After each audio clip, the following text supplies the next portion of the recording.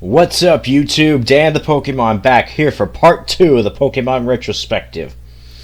Looks like it's time for Gen 4, my first real generation of Pokemon. I remember only being 10 years old, saving up all of my money to get a black Nintendo DS Lite, Pokemon Diamond on release day, and Spectrobes. Man, what a time that was. Diamond and Pearl brought back a lot of really cool things, like the day-night cycle, using the DS calendar for in-game events based on date and day of the week.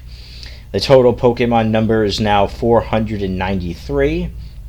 There was the physical special split, meaning every move now is either physical or special based on the move rather than the blanket type, meaning certain abilities work better now, like Static and Flame Body. This split allows many more Pokemon to soar thanks to it. These games and the eventual third made great use of the game's touchscreen, where in the overworld you had what would be like a smartwatch, letting you mark your map for important places and track roaming Pokemon, let you remotely check the daycare for levels and eggs, flip a coin, douse for hidden items, and so much more. Eggs now hatch at level 1 as well. The underground made making bases that much more fun, and it was no longer tied to a Pokemon move. Capture the Flag was a blast, and setting up your underground base with tons of booby traps was really cool too.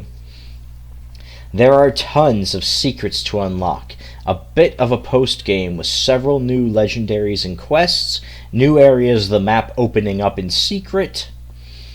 It's just a shame that the events for Darkrai, Shaman, and Arceus were never fully implemented at this time, as the events are really cool. I will never get over the creators saying the Arceus event was never released because it was too complicated. We had to learn Braille in order to get the 3 Regis in Gen 3, yet getting an item, going to a specific place, and using it when prompted was too hard? And in order to get Regigigas, you have to have the 3 Regis with you, meaning migrating from Gen 3 is a must. Pokemon contests are back, and expanded on, with the ability to dress up Pokemon with accessories, a dance minigame, and Poffins, which are much easier to make solo and more fun to do with others, unlike the atrocious Pokéblock system. And the interconnectivity of these games is genius.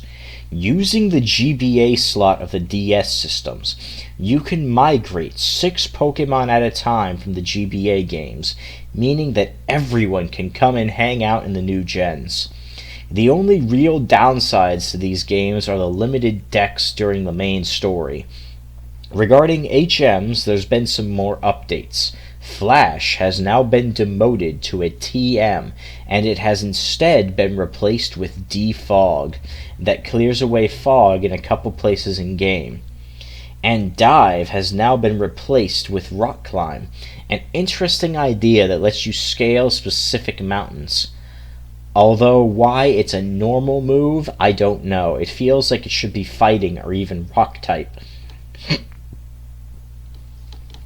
Obtaining the National Dex allows for non-Sinnoh Pokemon to show up in special places during daily events, and, depending on the GBA game inserted, will cause other Pokemon to get added to routes.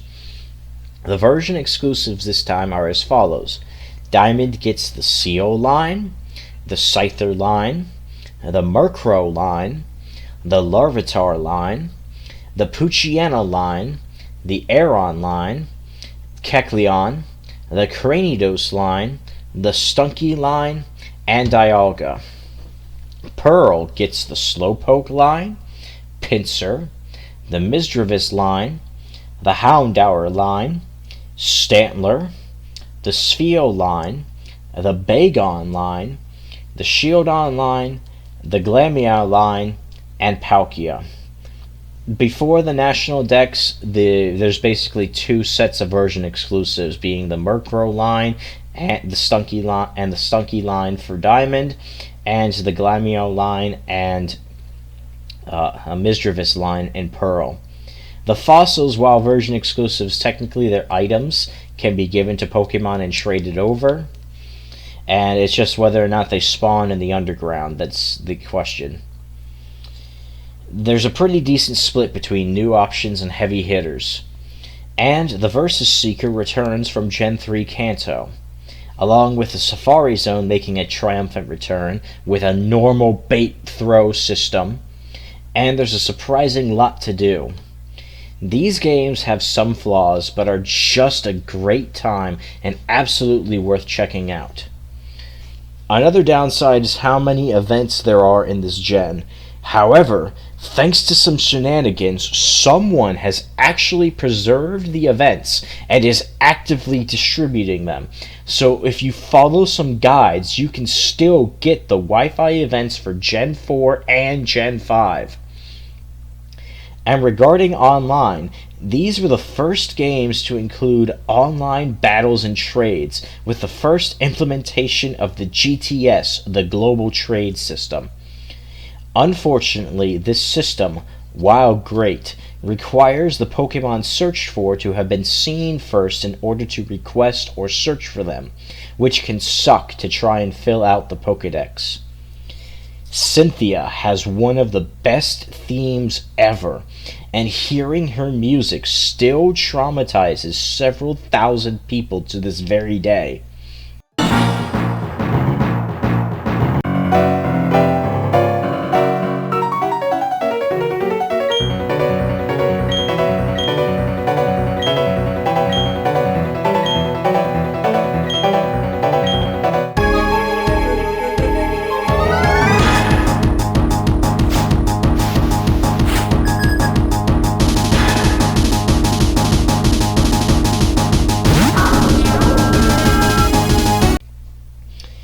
And before I forget, I'd also like to say fuck you to Mindy, the bitch who trades a Haunter holding an Everstone. And of course, it was always fun to record things our chat-tots could say, and the special ball capsules letting us customize our Pokemon's entry to battle were super cool. I wish more gens had that feature. Before continuing with the core games of this gen, there are 3 spin-off titles that need to be checked out first. First, we have Pokemon Ranger, which actually released before Gen 4 to promote the DS. This game involves being a ranger, basically like a game warden to protect wild Pokemon in nature preserves. You don't capture Pokemon so much as temporarily borrow them to help protect the area they live in. The game has some cool collection mechanics, and capturing certain mons is very tricky, especially since the game ends with a boss rush of catching Raikou, Suicune, and Entei. The most important thing from this game is the event that you can get, that upon completion gives you a one-time transfer of the ever-elusive Manaphy egg. This special egg was exclusive to the Ranger games, which can be transferred to Diamond and Pearl. This is the only thing of real importance for the first Ranger game. Next, we have the Gen 4 Stadium game, Pokemon Battle Revolution. This game can connect with the Gen 4 games to register Pokemon in boxes to make battle teams and battle online. The game includes character customization for player avatars, custom rules for battles, and a myriad of stadiums to battle in. This game has some amazing animations and make the Pokemon feel so alive. The one downside is that new Pokemon forms aren't included in the game. The game also allowed items to be sent to the Gen 4 games, with rare battle items, evolution stones, and even special Pokemon being an Electivire, Magmortar, and a special Pikachu with Surf and Volt Tackle. The game is great for battle sims, but doesn't offer much beyond that, and the game is basically useless without connecting to the Gen 4 titles. Finally, for this section of spin-offs, we get My Pokémon Ranch, a game I'd kill to see better adapted to later entries. My Pokémon Ranch only works with Diamond and Pearl, and is an interactive box game for Pokémon. The deposited Pokémon live out on the ranch, playing with toys and each other, and with your Miis as well. The more Pokémon you deposit, the bigger the ranch becomes. And the ranch manager, Haley, will also add quests of having you deposit more Pokémon, and sometimes requests for specific ones. Upon completion of these requests, Haley will also offer to trade her own Pokémon to you. These trades can be for rare or hard-to-find Pokémon, or come with evolution items. And once 1,000 Pokémon have been imported, Haley will trade you a Mew for any egg. My Pokémon Ranch also received a Japan-only update to include proper compatibility for the next game we're looking at, Platinum. Platinum is the third game of Sinnoh. Much like Emerald, there are a wealth of changes. Both box legendaries are available to capture, with a focus on Giratina this time around. There are new forms for Shaman, Giratina, and Rotom. The Pokédex has been greatly expanded prior to the National Dex, with dozens of new options being available before the post-game. There is a new, unique area called the Distortion World. Progression has been changed, like swapping the order of the 3rd, 4th, and 5th gyms. And the post-game has been greatly expanded on, with gym leader rematches being added, and a new battle frontier has been added as well. While there are only 5 facilities this time, it's still amazing to have the battle frontier back in some capacity. The facilities this time around are the Battle Tower for standard battles, the Battle Factory returning for rental Pokemon battles, the Battle Castle, where it's similar to the Battle Pyramid in the old days. You get castle points that you can use to heal your Pokemon, as they're not healed between each round, and lets you even see your opponent's Pokemon. The Battle Arcade, which is like an adaptation of the Battle Pike, where luck is involved, where a roulette is spun in between every match that can either inflict harmful status ailments to your team or the opponent's team, give you or your team items, etc. And the Battle Hall, which is unique, where you pick one Pokemon to use that then has to fight against a series of Pokemon based on their types, where each level is a different and harder Pokemon of that type. The Battle Frontier is a lot of fun in this game, and it's great to have it back in some capacity. Platinum ends up being hands down the definitive way to play Gen 4 Sinnoh. The Pokemon removed from it basically are the 2 pre-National Dex lines from Diamond and Pearl, being the Stunky and Glameow lines, and the Murkrow and Misdreavus lines. Now, before heading on to the next core games, we need to take another Ranger tour. Pokemon Ranger Shadows of Almia is the sequel to Pokemon Ranger.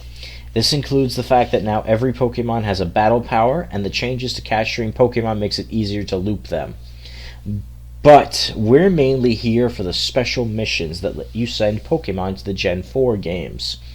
This game once again gives us another chance to get the Manaphy egg.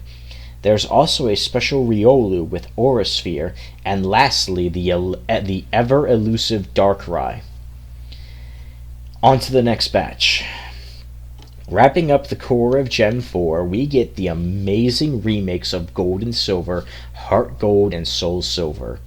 These are remakes of the Johto region, done in an extremely faithful way, with some new changes and improvements.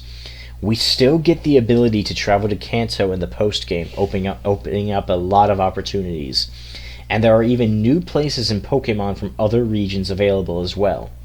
The original 7 HMs are back, with Rock Smash replacing Flash, as Flash is now a TM, and the HM Rock Climb has been added to help access new areas.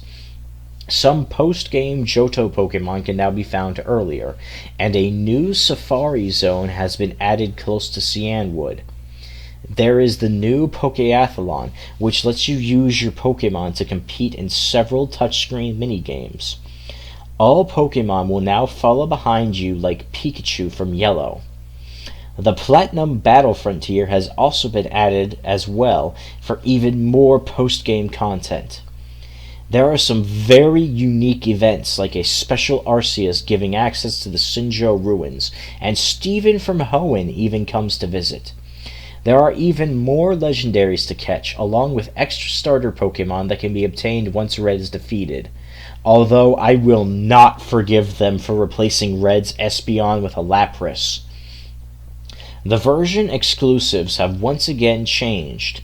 Heart Gold gets the Mankey line, the Growlithe line, the Spinarak line, the Gligar line, Mantine, the Phanpy line, Sableye, the Baltoy line, Kyogre, and of course, Latios. Soul Silver gets the Vulpix line, the Meowth line, the Ladybot line, the Teddiursa line, Delibird, Skarmory, Mawile, the Gulpin line, Groudon, and Latias. When Kyogre and Groudon from Johto have been caught and are in the party, a special Rayquaza becomes available. Ho-Oh and Lugia now both have their signature moves regardless of version, along with the Sacred Ash item of Ho-Oh's. The Kanto legendary birds have been added to the games as well as Mewtwo. There is an event to get Latios or Latias depending on the version, with a national dex letting the opposite one roam in the games. And once Red is defeated, you can get a pick of a Kanto and a Hoenn starter. These games also released with the Pokewalker Peripheral, a pedometer that lets you take a Pokemon with you to be more active.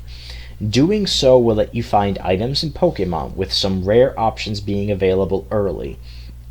This was a really fun idea for Pokemon. These games also allowed you to find the gym leaders and get their phone numbers to schedule rematches with them. And in more unique events, there is also the unique spiky-eared Pichu, which will let you get a unique Pichu, and a side story involving the event Celebi. Of course, the special Arceus event is the most insane one.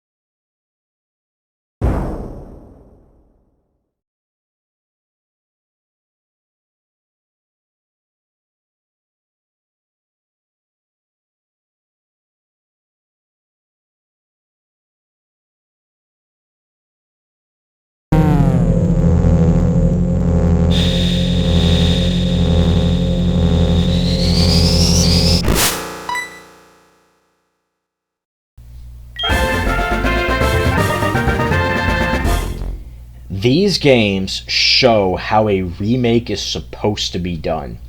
The only change that people seem to suggest is fixing the level curve, but that kinda makes Johto, well, Johto. It'd be so cool to have a Pokemon game where you go to other regions with a full set of gym challenges like this one. We wrapped this gen up with a final spin-off game, Pokemon Ranger Guardian Signs. Once again, we're focusing on the Pokemon that we can transfer. First, there is a Deoxys, who in Gen 4 can access all four of its forms, by interacting with certain meteorites. Once again, the final Manaphy egg for years. A special Heatran with the move Eruption. And finally, a Shaman event that can also let you access the Gracidia flower for its form change. With that, Gen 4 comes to a close, with my picks being Diamond, Platinum, and Heart Gold. Any Ranger game will do for Manaphy, though I guess Guardian Signs also gives Deoxys and Shaman, so... Anyway, on to Gen 5. With each upcoming gen, the spin-off titles get less and less, so this should be faster in many ways. Gen 5 Unova feels like the ultimate peak for Pokemon. Gen 5 starts with Pokemon Black and White, bringing the total Pokemon up to 649. Gen 5 is the only generation in Pokemon to not only have a day and night cycle and a calendar cycle, but also has a seasonal cycle.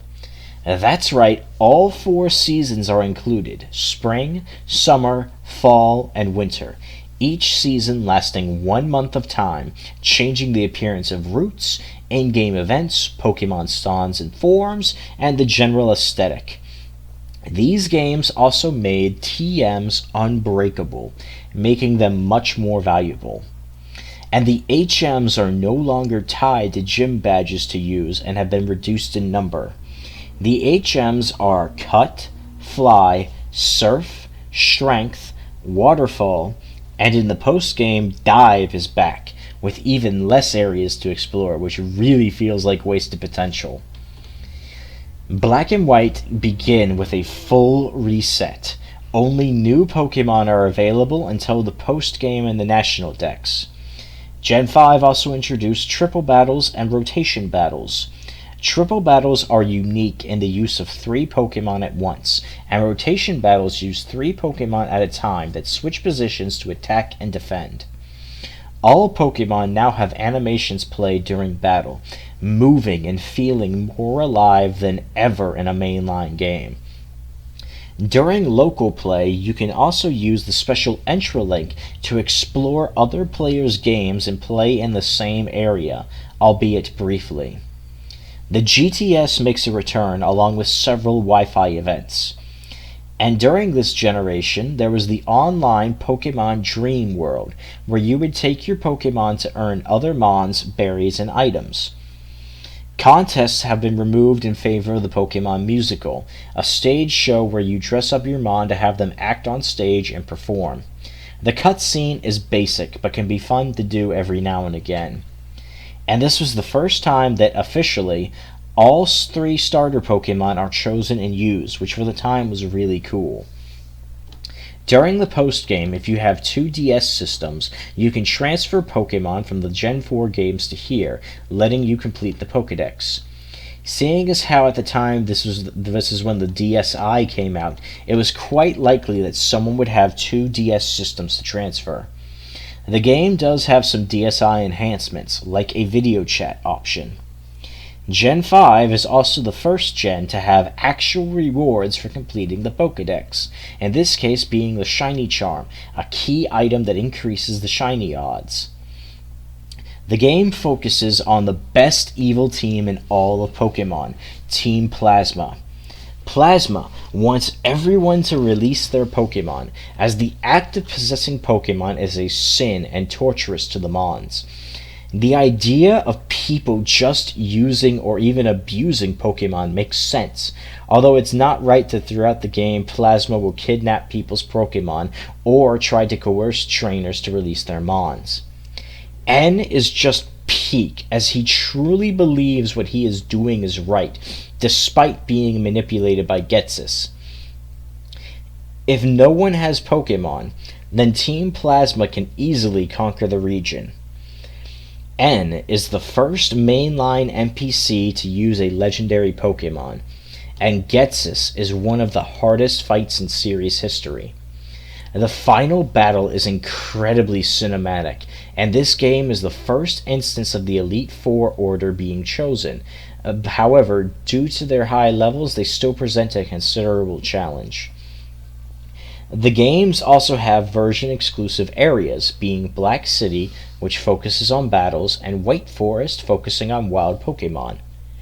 The Dragon-type gym leader varies depending on the games, and the aesthetics of certain game areas vary, with the in-game trades actually being worthwhile, including a trade for a version exclusive.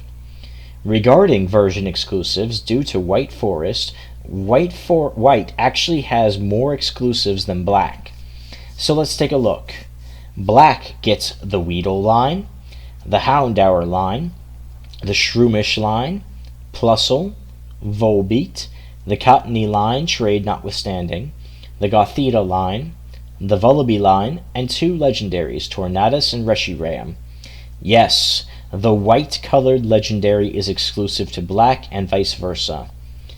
Not including the White Forest Pokemon, White gets the Caterpie line, the Paris line, the Misdreavus line, the Poochyena line, Minun, Illumise, the Petilil line, trade notwithstanding, the Colossus line, the Rufflet line, and the legendaries Thundurus and Zekrom. Each version has a trade where Cottony and Petilil will swap based on the version played, which is really cool. The battle facility is the battle subway, which is basically just the battle tower, although there are now leader battles for double and multi-battles in addition to singles, something that there was never done before. And let's not forget the Cynthia jump scare. These games are great and represent the true peak of Pokemon. And believe it or not, their sequels get even better. That's right, for the first time since Gen 2, Pokemon did direct sequels to their games. Pokemon Black 2 and White 2 released during the early days of the 3DS system, still for the original DS system. These games expanded the region of Unova with new towns, updated areas, more Pokemon added from other regions, and a couple of new Pokemon forms, along with an updated gym roster, Elite Four, and Champion. Our rival has a bone to pick with Team Plasma, who had stolen his little sister's Pokemon years ago, and then Plasma had disbanded when Getsis was defeated. These games are set about 3 years after the initial Black and White games. About half of the sages went straight and tried to help people, while the other half went to aid Getsis and take over Unova. The games truly push the limits of the DS with the visuals in several areas. The game also has an in-depth achievement system and is the only time in series history to feature difficulty options, where hard mode increases the level of the opposing Pokemon, gives the trainers better AI, and even gives the teams extra Pokemon, whereas easy turns down the power and AI of its capabilities. The Manly Men legendaries get new forms, along with new forms for Kyurem and Keldeo. The Pokemon that N used in Black and White have also been returned to the wild and can be captured again. The Pokemon World Tournament offers battle modes that let you face gym leaders from every region, the champions from each region, and even a tournament that picks some from each region. This feels like a bit of a quasi-battle frontier. The updated version exclusives are as follows. Black 2 gets the Weedle line, the Magmar line, the Spinarak line, the Sudowoodo line, Heracross, Plusle, Volbeat, the Spoink line, Registeel and the Key, Latios, the Baneri line, the Stunky line, the Gibble line, the Cottony line, the Gothita line, the Vullaby line, Zekrom, and Kyurem Black. White 2 gets the Caterpie line, the Mr. Mime line, the Electabuzz line, Pinsir, the Ladybug line, the Skitty line, Minun, Illumise, the Numel line, Regice and the Key, Latias, the Glameow line, the Petilil line, the Solosis line, the Rufflet line, Reshiram, and Kyurem White. Kyurem's new forms are a fusion of the boxed legendaries with itself to create a new, more powerful Mon. Ghetsis even straight up tries to murder the player with Kyurem. And there are special game keys to add other things to games. Upon catching Regirock, the key for Registeel or Regice will unlock. And by linking games, these keys can be shared, allowing for the exclusive to be caught in the opposite version. Yeah, these games were amazing in every capacity. My picks are White and White 2. And I don't know if Pokemon will ever hit this high again. The one Gen 5 spin-off game to mention is the Pokemon Dream Radar. Available only on the 3DS, the game is a semi-mobile-like AR game, similar to the 3DS Face Raider game, where you use AR to use the 3DS camera to look around and shoot beams. This game was used to gain access to the Therian forms of Thundurus, Landorus, and Tornadus. Pokemon and items can be sent over to Black 2 and White 2. The Pokemon available are Staryu, Porygon, Igglybuff, Togepi, Shuckle, Smoochum, Ralts, Swablu, Drifloon, Bronzor, Spiritomb, Riolu, Rotom, Mana, Sigilyph, Tornadus, Thundurus, Landorus, Dialga, Palkia, Giratina, Lugia, Ho-Oh, Beldum, Slowpoke, and Hoot. Only the Therian forms have actual models. The others are just a blob or a sphere. And with that, we bring a close to the DS generations of Pokemon. Gen 4 was my first real game going through, beating the whole thing, actually owning it instead of just borrowing it. And there was so much fun in that game. And Gen 5 is hands down the best generation of Pokemon around. There's so much to do and so much fun to be had in these games that if you haven't had a chance to play them, you should go play them right now any way you can. They are just that amazing. With this, I'm going to give a close to the part 2 of the retrospective. Tune into part 3 where I'll be talking about the 3DS era of Pokemon. Like and subscribe, and remember, only losers don't like Pokemon.